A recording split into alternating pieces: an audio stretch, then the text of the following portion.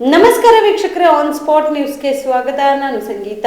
ಸುಮಾರು 11,000ಕ್ಕಿಂತ ಅಧಿಕ ಅತಿಥಿ ಉಪನ್ಯಾಸಕರು 16 ವರ್ಷಗಳಿಂದ ಅತ್ಯಂತ ಕಡಿಮೆ ಗೌರವ ಭತ್ಯೆ ಪಡೆದು ಸೇವೆ ಸಲ್ಲಿಸುತ್ತಿದ್ದು ಅವರನ್ನು ಖಾಯಮಾತಿ ಮಾಡಬೇಕು ಎಂದು ಸರ್ಕಾರಕ್ಕೆ ಅತಿಥಿ ಉಪನ್ಯಾಸಕರ ಸಂಘದ ಅಧ್ಯಕ್ಷ ಚಂದ್ರಕಾಂತ್ ಶಿರೋಳಿ ಒತ್ತಾಯ ಮಾಡಿದರು. ಕಲಬುರಗಿಯ ಪತ್ರಿಕಾ ಭವನದಲ್ಲಿ ಕರೆದ ಸುದ್ದಿಗೋಷ್ಠಿಯನ್ನು ಉದ್ದೇಶಿಸಿ ಮಾತನಾಡಿದ ಅವರು, ರಾಜ್ಯದ 430 ಸರ್ಕಾರಿ ಪ್ರಥಮ ದರ್ಜೆ ಕಾಲೇಜುಗಳಲ್ಲಿ ಸುಮಾರು 11,000ಕ್ಕಿಂತ ಅಧಿಕ ಅತಿಥಿ ಉಪನ್ಯಾಸಕರು 16 ವರ್ಷಗಳಿಂದ ಅತ್ಯಂತ ಕಡಿಮೆ ಗೌರವ ಭತ್ಯೆ ಪಡೆದು ಸೇವೆ ಸಲ್ಲಿಸುತ್ತಾ ಬಂದಿದ್ದಾರೆ. ಇವರಲ್ಲಿ ಸಾವಿರಾರು ಅತಿಥಿ ಉಪನ್ಯಾಸಕರು ವಯೋಮಿತಿ ಮೀರಿದ ಮತ್ತು ಮೀರುತ್ತಿರುವವರು ಇದ್ದಾರೆ. ಈಗ ಅತಿಥಿ ಉಪನ್ಯಾಸಕರಿಗೆ ಸೇವಾ ಖಾಯಮಾತಿ ಇಲ್ಲದೆ ಅವರೆಲ್ಲರ ಬದುಕು ಅಭದ್ರತೆಯಲ್ಲಿ ಇದೆ. ನಾವು ಅತಿಥಿ ಉಪನ್ಯಾಸಕ ತಾತ್ಕಾಲಿಕ ಎಂಬುದು ಅವೈಜ್ಞಾನಿಕ ಪದ್ಧತಿ ಉನ್ನತ ಶಿಕ್ಷಣ ವ್ಯವಸ್ಥೆಗೆ ಮತ್ತು ಕಾಲೇಜುಗಳ ಅಭಿವೃದ್ಧಿ ಹಾಗೂ ವಿದ್ಯಾರ್ಥಿಗಳ ಗುಣಮಟ್ಟದ ಮೇಲೆ ವ್ಯತಿರಿಕ್ತವಾದ ಪರಿಣಾಮ ಬೀರುತ್ತಿದೆ. ಅತ್ಯಂತ ಕಡಿಮೆ ವೇತನ, ಸಮಯಕ್ಕೆ ಸರಿಯಾಗಿ ಗೌರವಧನ ಪಾವತಿಯಾಗದೆ ಇರುವುದು ಇವೆಲ್ಲವನ್ನ ಕೂಡಲೇ ಬಗೆಹರಿಸಬೇಕು. ಇಲ್ಲದೆ ಹೋದರೆ ಮುಂದಿನ ದಿನಗಳಲ್ಲಿ ಮತ್ತೆ ಅತಿಥಿ ಉಪನ್ಯಾಸಕರು ಬೀದಿಗಿಳಿದು ಹೋರಾಟ ಮಾಡುವುದು ಅನಿವಾರ್ಯವಾಗುತ್ತದೆ ಎಂದು ಸರ್ಕಾರಕ್ಕೆ ಎಚ್ಚರಿಕೆ ನೀಡಿದರು. ಈಗೇನಪ್ಪ ಅಂದ್ರೆ ಸರ್ಕಾರ ನಮ್ಮ ಜೊತೆಗೆ ಯಾವ ರೀತಿ ಆಟ ಆಡ್ತಿದೆ ಅಂತಂದರೆ ಸಣ್ಣ ಮಕ್ಕಳ ಥರ ಆಟ ಆಡ್ತೀವಿ. ಹೇಗಂತಂದರೆ ಪ್ರತಿ ವರ್ಷ ಒಂದು ಇಲ್ಲದೆ ಒಂದು ಭಾವನೆಗಳು ಇಲ್ಲದೆ ಒಂದು ಏನಾದರೂ ಹುಟ್ಟಿಸ್ಕೊಂಡೆ ನಮ್ಮ ಅತಿಥಿ ಉಪನ್ಯಾಸಕರನ್ನು ಕಾಡ್ತಿದ್ದಾರೆ. 20-25 ವರ್ಷಗಳಿಂದ ಸೇವೆ ಸಲ್ಲಿಸುತ್ತಿರುವರು ನಾವು ಈಗ ನಡಬರ್ಕೆ ಒಂದು ಕಾನೂನು ತಂದು ಬಿಟ್ಟಿದ್ದಾರೆ. ಏನಂತಂದರೆ ಅರ್ಹತೆ ಇದ್ದವರನ್ನು ನೇಮಕಾತಿ ಮಾಡ್ಕೊತೋ ಅಂತ. ಸರ್, ಆವತ್ತಿನಲ್ಲಿ 20 ವರ್ಷಗಳಿದ್ದಾಗ ಸಂದರ್ಭದಲ್ಲಿ ಆವತ್ತಿಗೆ ನಮಗೆ ವಯಸ್ಸಿತ್ತು. ಆವತ್ತಿಗೆ ಯಾವುದೇ ನಿಮಗೆ MPhil, PhD, ನಟ್ಟು ಸಟ್ಟು ಏನೂ ಇರಲಿಲ್ಲ. ಈಗೇನಪ್ಪ ಅಂತಂದರೆ ನಮ್ಮ ಉನ್ನತ ಶಿಕ್ಷಣ ಸಚಿವರು ಈ ರೀತಿ ಒಂದು ನಿಯಮಾವಳಿಯನ್ನು ತರ್ತಿದ್ದಾರೆ ಅಂತಂದರೆ ವಯಸ್ಸು ಆದ ಮೇಲೆ ಹೋಗಬೇಕಿಲ್ಲ ಈಗ ಅತಿಥಿ ಉಪನ್ಯಾಸಕರು.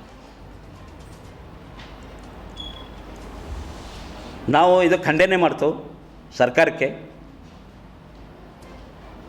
10 ವರ್ಷ ಮೇಲ್ಪಟ್ಟು ಮಾಡ್ತಕ್ಕಂಥ ಅತಿಥಿ ಉಪನ್ಯಾಸಕರನ್ನ ನೀವು ಕೈ ಬಿಡುವಂತಿಲ್ಲ. ಮತ್ತು ನಿಮಗೆ ಪ್ರತಿಯೊಂದು ವಿಷಯದಲ್ಲಿ ನ್ಯಾಯಾಲಯದ ಮೇಲೆ ಗೌರವ ಇದೆ, ಎಲ್ಲರಿಗೆ ಗೌರವ ಇದಿರ್ತದೆ ಸರ್. ಅದನ್ನು ನಾವು ಇಲ್ಲ ಅಂತಂತ ಹೇಳಂಗಿಲ್ಲ. ನೀವು ನ್ಯಾಯಾಲಯದ ಪ್ರಕಾರ ನೀವು ಹೋಗಿರಿ ನೀವು.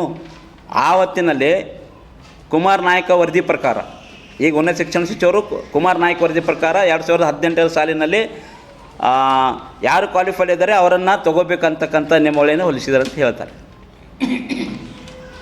ಅಲ್ಲ ಸರ್, ಹೈಕೋರ್ಟ್ ಆದೇಶ ಏನಿದೆ, 5 ವರ್ಷ ಮೇಲ್ಪಟ್ಟೆ ಮಾಡಿದವರನ್ನು ನೀವು ನೇಮಕಾತಿ ಮಾಡ್ಕೊಳ್ಳಿ, ಅವರೇ ಪರ್ಮಿಟ್ ಕೊಡಿ ಅಂತಕ್ಕಂಥ ಮಾತನ್ನು ಎಷ್ಟೋ ಸಲ ಹೈಕೋರ್ಟ್ ನಿಮ್ಮನ್ನು ಹೇಳಿದೆ, ಸುಪ್ರೀಂ ಕೋರ್ಟೂ ಹೇಳಿದೆ.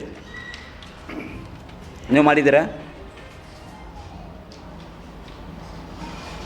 ಫಸ್ಟು ಉನ್ನತ ಶಿಕ್ಷಣ ಸಚಿವರು ಎಜುಕೇಷನ್ ಫೀಲ್ಡಲ್ಲಿ ಏನಿದೆ ಅಂತಕ್ಕಂಥದ್ದು ಅರ್ಥ ಮಾಡ್ಕೋಬೇಕು.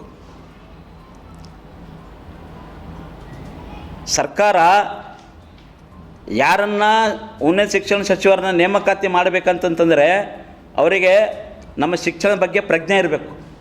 ಅಂಥವ್ರನ್ನ ನೇಮಕಾತಿ ಮಾಡಬೇಕು. 2.5-3 ತಿಂಗಳಾಯ್ತು ಸರ್, ನಮ್ಮದು ಪೇಮೆಂಟ್ ಇಲ್ಲ. ಅರ್ಧ ಪೇಮೆಂಟ್ ಮಾಡ್ತಾರೆ ಸರ್ಕಾರ. ಅಂದರೆ ನಾವು ಯಾವ ಮಟ್ಟಿಗೆ ಬಂದು ಕುಂತಿದ್ದೆವು, ಸರ್ಕಾರ ನಮ್ಮನ್ನು ಯಾವ ರೀತಿಯಾಗಿ ನೋಡ್ತಾ ಇದೆ. ನಾವು ಪೂರ್ತಿಯಾಗಿ ದುಡಿದರೆ ನಮ್ಮ ಪೇಮೆಂಟ್ ಅರ್ಧ ಕೊಡ್ತಾರೆ ಸರ್. ನಾವು ಕೂಲಿ ಕಾರ್ಮಿಕರು, ಒಬ್ಬ ಹೊಲದಲ್ಲಿ ಕೆಲಸ ಮಾಡಬೇಕಂದವನೇ ಪಾಪ ಒಂದು ಏನಾದರೂ ಬೆಳೀತಂದರೆ ನಮಗೆ ಅವನು ಪೇಮೆಂಟ್ ಕೊಡ್ತಾನೆ. ಆ ಪರಿಸ್ಥಿತಿ ಎಲ್ಲ ಬಂದಿದೆ. ಸರ್ಕಾರ ಆ ರೀತಿ ನೋಡ್ತಾ ಇದೆ ನಮಗೆ.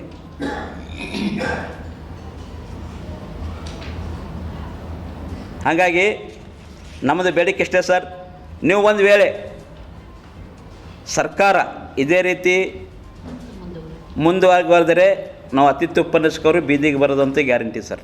ಪ್ರಕಟಣೆ: ಕರ್ನಾಟಕ ಸರ್ಕಾರ, ಜಿಲ್ಲಾಡಳಿತ, ಜಿಲ್ಲಾ ಪಂಚಾಯತ್, ಜಿಲ್ಲಾ ಆರೋಗ್ಯ ಮತ್ತು ಕುಟುಂಬ ಕಲ್ಯಾಣ ಇಲಾಖೆ, ಜಿಲ್ಲಾ ಮಾನಸಿಕ ಆರೋಗ್ಯ ಕಾರ್ಯಕ್ರಮ ಕಲಬುರಗಿ. ಸಾಮಾನ್ಯವಾಗಿ ಕಂಡುಬರುವ ಮಾನಸಿಕ ಕಾಯಿಲೆಯ ಲಕ್ಷಣಗಳು: ನಿದ್ರಾಹೀನತೆ, ಹಸಿವು ಕಡಿಮೆ, ಅತಿ ಬೇಜಾರು, ಜೀವನದಲ್ಲಿ ಜಿಗುಪ್ಸೆ, ಜೀವನದಲ್ಲಿ ನಿರಾಸಕ್ತಿ, ವಿನಾಕಾರಣ ಭಯ ಪಡುವುದು, ಲೈಂಗಿಕ ಸಮಸ್ಯೆ, ದಿನನಿತ್ಯದ ಕಾರ್ಯನಿರ್ವಹಿಸಲು ಕಷ್ಟವಾಗುವುದು, ಮೈಕೈ ನೋವು, ನೆನಪಿನ ಶಕ್ತಿ ಕಡಿಮೆಯಾಗುವುದು. ಗಂಭೀರ ಸ್ವರೂಪದ ಮಾನಸಿಕ ಕಾಯಿಲೆಯ ಲಕ್ಷಣಗಳು: ವಿಚಿತ್ರ ವರ್ತನೆ, ಮಂಕಾಗಿರುವುದು, ಅತಿ ದುಃಖ, ಅತಿ ಸಂಶಯ, ಆತ್ಮಹತ್ಯೆ ಆಲೋಚನೆ, ಅತಿ ಸಂತೋಷ ಮತ್ತು ಜಂಬ ಕೊಚ್ಚಿಕೊಳ್ಳುವುದು, ಬೇರೆಯವರಿಗೆ ಕಾಣಿಸದ ಕೇಳಿಸದ ದೃಶ್ಯ, ಧ್ವನಿಗಳು ಕಾಣಿಸುವುದು, ಕೇಳಿಸುವುದು, ಮೈ ಮೇಲೆ ದೇವರು ದೆವ್ವ ಬಂದಂತೆ ಆಡುವುದು, ಮೂರ್ಛೆ ಬೀಳುವುದು, ಬುದ್ಧಿಮಾಂದ್ಯತೆ. ಚಿಕಿತ್ಸಾ ಸೌಲಭ್ಯಗಳು: ಆಪ್ತ ಸಮಾಲೋಚನೆ, ಮಾತ್ರೆಗಳ ಮುಖಾಂತರ ಚಿಕಿತ್ಸೆ, ಸಾಮಾಜಿಕ ಬೆಂಬಲ ನೀಡುವುದು, ವಿದ್ಯುತ್ ಕಂಪನ ಚಿಕಿತ್ಸೆ ಎಲ್ಲಿ ಲಭ್ಯ? ಹತ್ತಿರದ ಸರ್ಕಾರಿ ಪ್ರಾಥಮಿಕ ಆರೋಗ್ಯ ಕೇಂದ್ರ, ಸಮುದಾಯ ಆರೋಗ್ಯ ಕೇಂದ್ರ, ತಾಲೂಕು ಆಸ್ಪತ್ರೆ, ಜಿಲ್ಲಾ ಆಸ್ಪತ್ರೆ, ವೈದ್ಯಕೀಯ ಮಹಾವಿದ್ಯಾಲಯ.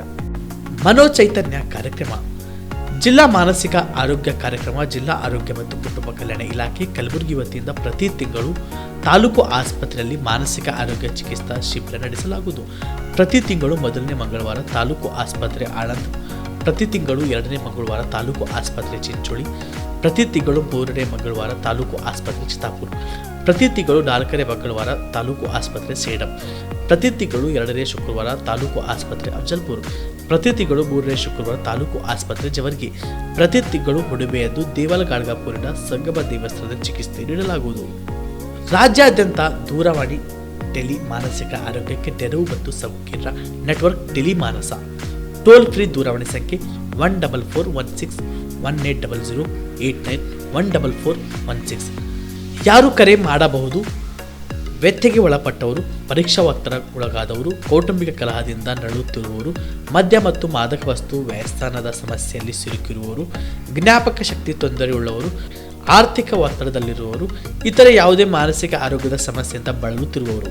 ಪ್ರಕಟಣೆ: ಜಿಲ್ಲಾ ಮಾನಸಿಕ ಆರೋಗ್ಯ ಕಾರ್ಯಕ್ರಮ, ಜಿಲ್ಲಾ ಆರೋಗ್ಯ ಮತ್ತು ಕುಟುಂಬ ಕಲ್ಯಾಣ ಇಲಾಖೆ ಕಲಬುರಗಿ.